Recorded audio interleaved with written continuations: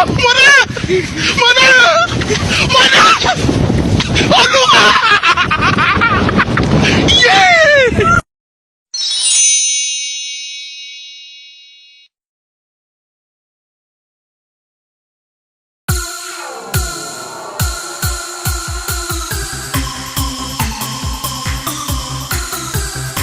Makan es bikin ngantuk. Batuknya sungguh lama. Terlihat teman-teman sudah mengantuk.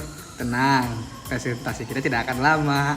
Assalamualaikum warahmatullahi wabarakatuh. Kami dari kelompok 4 ingin mempresentasikan materi tentang pengendalian resiko yang beranggotakan saya sendiri Muhammad Al-Fahreji, Rahmat Septiadi, Pai Hajalpa, Siti Aulia Rahmawati, Ardina Aurasipa, dan Sipa Salsabila.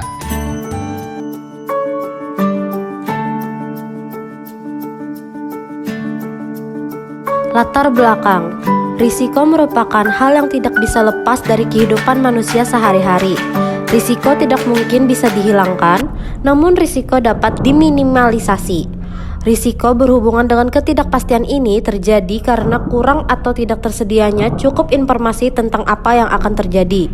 Sesuatu yang tidak pasti atau uncertain dapat berakibat menguntungkan atau merugikan. Menurut Weidman, ketidakpastian yang menimbulkan kemungkinan menguntungkan dikenal dengan istilah peluang atau opportunity. Sedangkan ketidakpastian yang menimbulkan akibat yang merugikan disebut dengan istilah risiko atau risk. Risiko dapat dikurangi dan bahkan dihilangkan melalui manajemen risiko. Manajemen risiko dilakukan dengan metode pengendalian risiko yang berfokus untuk mengurangi probabilitas terjadinya risiko dan mengurangi konsekuensi dampak dari risiko tersebut yang dilaksanakan sebelum, saat, ataupun setelah terjadinya risiko. Peran dari manajemen risiko diharapkan dapat mengantisipasi lingkungan cepat berubah, mengembangkan corporate governance, mengoptimalkan strategic management, mengamankan sumber daya dan aset yang dimiliki organisasi, dan mengurangi reactive decision making dari manajemen puncak. Pengertian pengendalian risiko. Pengendalian risiko adalah seperangkat metode di mana perusahaan mengevaluasi potensi kerugian dan mengambil tindakan untuk mengurangi atau menghilangkan ancaman tersebut. Ini adalah teknik yang memanfaatkan temuan dari penilaian risiko yang melibatkan identifikasi faktor risiko potensial dalam operasi perusahaan, seperti aspek teknis dan non-teknis dari bisnis, kebijakan keuangan, dan masalah lain yang dapat mempengaruhi kesejahteraan perusahaan. Metode pengendalian risiko meliputi penghindaran, pencegahan kerugian, pengurangan kerugian, pemisahan, duplikasi, dan diversifikasi. Pengendalian risiko juga menerapkan perubahan proaktif untuk mengurangi risiko di area ini. Pengendalian risiko dengan demikian membantu perusahaan membatasi aset dan pendapatan yang hilang. Pengendalian risiko adalah komponen kunci dari protokol manajemen risiko perusahaan. Dalam hal pengendalian risiko, langkah pertama adalah penilaian aset perusahaan. Organisasi kemudian menyusun metode terbaik untuk mengendalikan kerugian dengan tujuannya adalah meminimalkannya sebanyak mungkin. Karena sangat sulit menghindarinya, pencegahan kerugian adalah solusi terbaik. Jika ada ancaman, strategi pencegahan kerugian membantu mengakomodasi risiko secara efektif dan meminimalkan kerusakan sebanyak mungkin. Salah satu strategi pengendalian risiko adalah asuransi, di mana pihak ketiga ditunjuk untuk menyeimbangkan kerugian berdasarkan kontrak. Pengendalian risiko versus manajemen risiko. Manajemen risiko adalah proses identifikasi, menganalisa, dan mengelola risiko. Sementara itu, pengendalian risiko adalah perlakuan risiko yang melibatkan implementasi kebijakan, prosedur, dan pengecilan risiko. Perbedaannya adalah manajemen risiko adalah proses end-to-end dari sebuah identifikasi dan penanganan risiko, di mana setiap risiko dianalisa dan keputusan dibuat untuk menghindari, menerima, memitigasi, mentransfer, dan membagi setiap risiko. Sementara itu, pengendalian risiko adalah memitigasi risiko dengan mengimplementasikan proses operasional, seperti misalnya risiko rusaknya peralatan. Contoh manajemen risiko. Salah satu contoh manajemen risiko adalah bisnis yang mengidentifikasi berbagai risiko yang terkait dengan pembukaan lokasi baru. Mereka dapat mengurangi risiko dengan memilih lokasi dengan banyak lalu lintas pejalan kaki dan persaingan rendah dari bisnis serupa di area tersebut. Contoh lain adalah taman hiburan luar ruangan yang mengakui bahwa bisnis mereka sepenuhnya bergantung pada cuaca. Untuk mengurangi risiko kerugian finansial yang besar, setiap kali ada musim buruk, pihak pengelola taman mungkin memilih untuk secara konsisten membelanjakan uang lebih sedikit guna membangun cadangan uang tunai. Contoh lain, bisa jadi seorang investor membeli saham di perusahaan baru yang menarik dengan evaluasi tinggi. Selanjutnya, ada teori risiko. Yang pertama, ada teori domino. Heinrich tahun 1959. Menurut teori ini, kecelakaan bisa dilihat sebagai urutan 5 tahap domino. Jika satu kartu jatuh, maka akan mendorong kartu kedua jatuh, dan seterusnya, sampai kartu domino terakhir jatuh. Yang kedua, ada teori rantai resiko. 1987, menurut Mayhofer, resiko yang muncul bisa dipecah ke dalam beberapa komponen. Yang pertama ada hazard, kondisi yang mendorong terjadinya resiko. Yang kedua ada lingkungan di mana hazard tersebut berada. Yang ketiga interaksi hazard dengan lingkungan. Yang keempat hasil dari interaksi. Yang kelima ada konsekuensi dari hasil tersebut.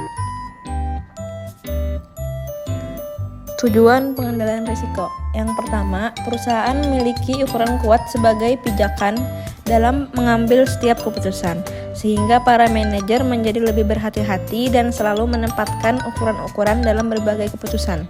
Yang kedua, mampu memberi arah bagi suatu perusahaan dalam melihat pengaruh-pengaruh yang mungkin timbul baik secara jangka pendek dan jangka panjang. Yang ketiga, mendorong para manajer dalam mengambil keputusan untuk selalu menghindari dari pengaruh terjadinya kerugian, khususnya kerugian dari segi finansial. Yang terakhir, memungkinkan perusahaan memperoleh resiko kerugian yang minimum. Selanjutnya, pentingnya pengendalian risiko. Tindakan pengendalian risiko sangat penting untuk pencegahan kecelakaan dan kerugian pada suatu perusahaan. Mereka menyediakan semacam jaring pengaman dengan mengidentifikasi, mengendalikan, dan mengurangi risiko yang ada dalam suatu organisasi. Mereka memberikan sejumlah manfaat bagi perusahaan seperti mengidentifikasi karyawan yang beresiko dan mengetahui faktor apa yang mereka hadapi. Proses ini sangat penting untuk penilaian ulang risiko berkali-kali dan memeriksa efisiensi metode yang diterapkan untuk mengendalikannya dan memutuskan apakah harus dievaluasi ulang. Itu benar-benar mengurangi kecelakaan dan cedera yang disebabkan oleh suatu organisasi.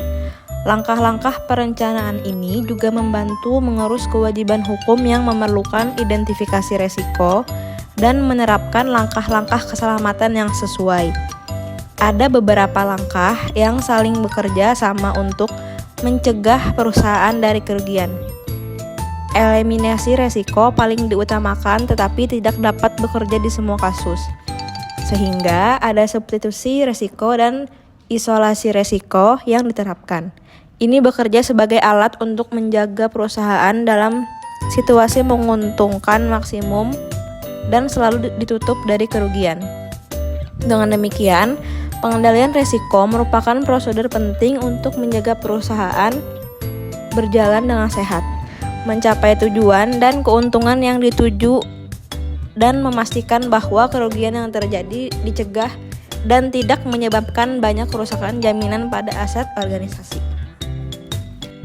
Selanjutnya yaitu teknik dasar pengendalian risiko yang terdiri dari penghindaran, pencegahan kerugian, pengurangan kerugian, pemisahan, duplikasi, dan diversifikasi. Selanjutnya yaitu fokus dan waktu pengendalian risiko. Yang pertama yaitu fokus pengendalian risiko.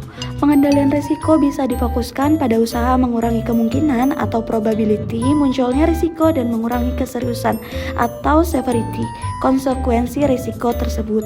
Pemisahan, separation, dan duplikasi atau duplication merupakan dua bentuk umum metode untuk mengurangi keseriusan risiko. Selanjutnya yaitu waktu pengendalian risiko. Dari sisi timing atau waktu, pengendalian risiko bisa dilakukan sebelum, selama, dan sesudah risiko terjadi. Sebagai contoh, perusahaan bisa melakukan training untuk karyawannya mengenai peraturan, prosedur, dan teknik untuk menghindari kecelakaan kerja. Selanjutnya yaitu lingkungan pengendalian risiko. Lingkungan pengendalian adalah hal yang mendasar dalam komponen pengendalian, terdiri atas tindakan, kebijakan, prosedur yang mencerminkan sikap menyeluruh manajemen puncak, direktur dan komisaris, dan pemilik perusahaan.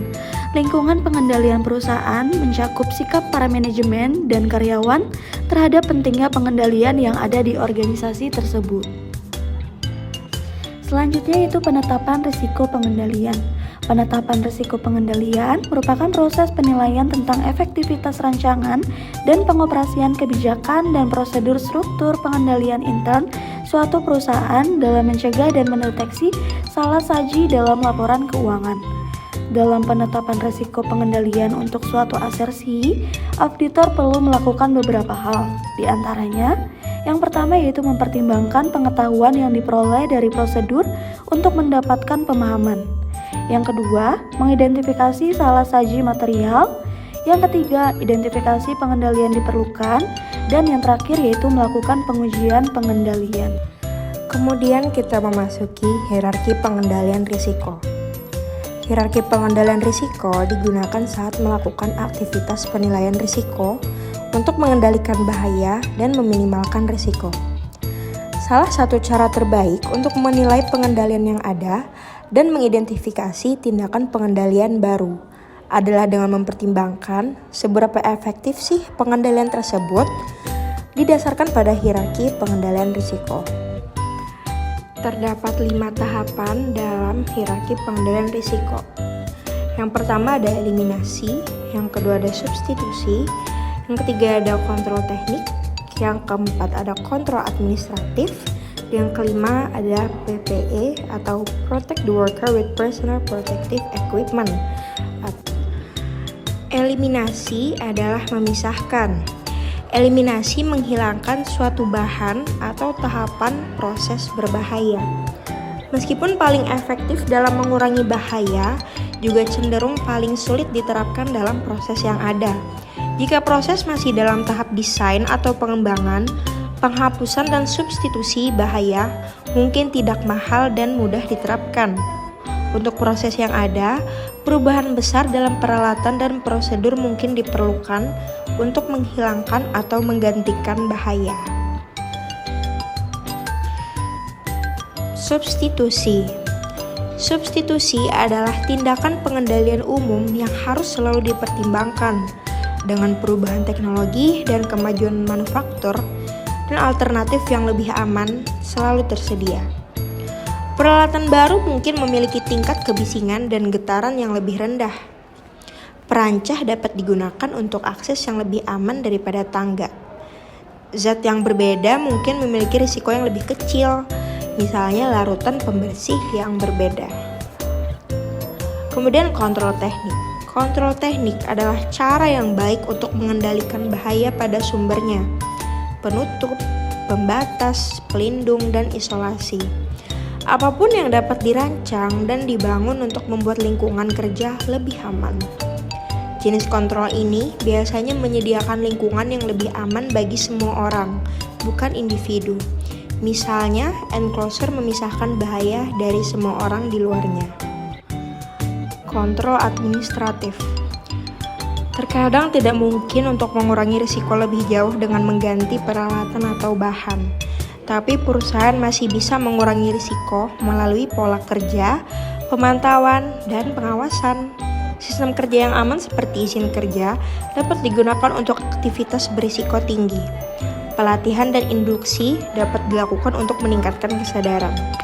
Kegiatan rutin dan terjadwal dapat digunakan untuk menjaga keselamatan, seperti inspeksi, pengujian, tata geraha yang baik, dan pembersihan.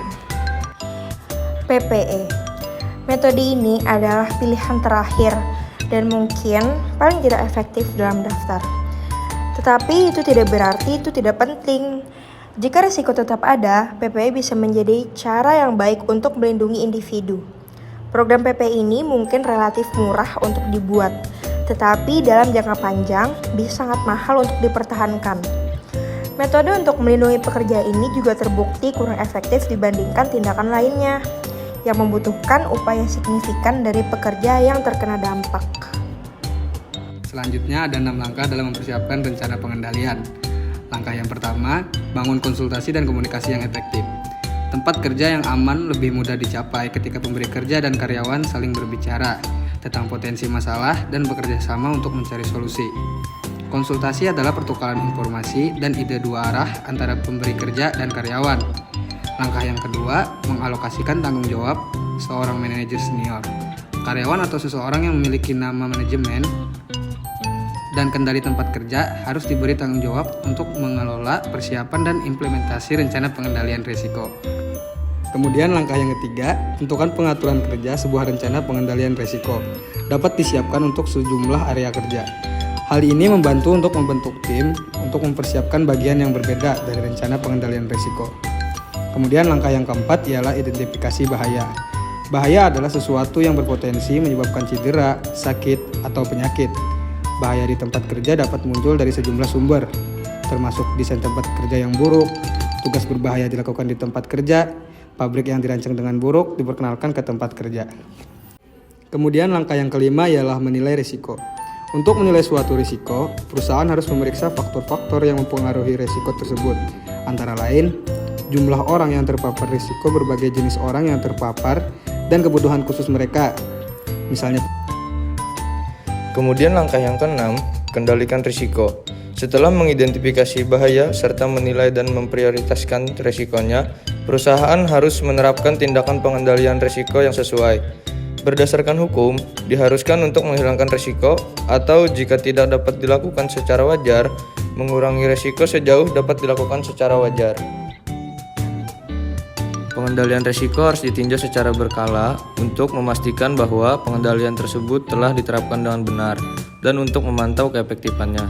Perusahaan perlu meninjau dan perlu merevisi pengendalian risiko setiap kali ada perubahan di tempat kerja yang dapat memengaruhi kesehatan dan keselamatannya. Misalnya, perubahan pada cara pekerjaan dilakukan atau peralatan yang digunakan dan saat tindakan pengendalian tidak lagi memadai. Mengontrol risikonya. Semua karyawan harus diberitahu tentang setiap perubahan pada praktik kerja yang merupakan hasil dari penerapan kontrol baru dalam rencana pengendalian risiko. Jadi, kesimpulannya adalah pengendalian risiko memberikan manfaat penting bagi perusahaan, seperti mengidentifikasi karyawan yang berisiko dan mengetahui faktor apa yang mereka hadapi. Pengendalian risiko mempertimbangkan semua permasalahan dan membantu menangani masalah dengan mudah, sehingga membantu mencegah konflik kepentingan serta mempercepat data untuk mengubah kebijakan dalam fungsi bisnis yang dipetakan. Cukup sampai di sini presentasi ini. Bila ada kesalahan, mohon dimaafkan. Bila ada perasaan, mohon diungkapkan. Kesepian tanpa kasih, cukup sekian dan terima kasih. Dadah.